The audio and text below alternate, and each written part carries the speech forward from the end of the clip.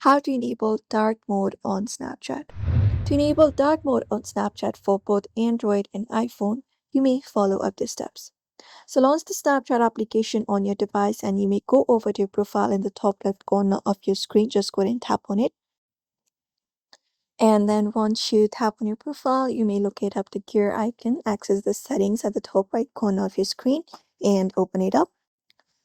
And then once you open it up from the given options, you may scroll down to find the option of app appearance or appearance option. Just go ahead and tap on it. And once you go ahead and tap on it, it gives this option.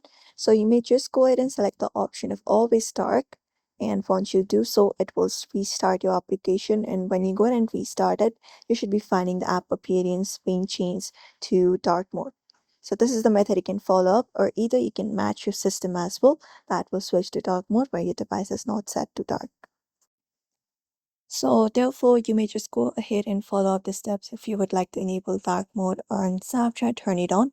So I hope this video was helpful. Give it a thumbs up and subscribe for more tips and tutorials.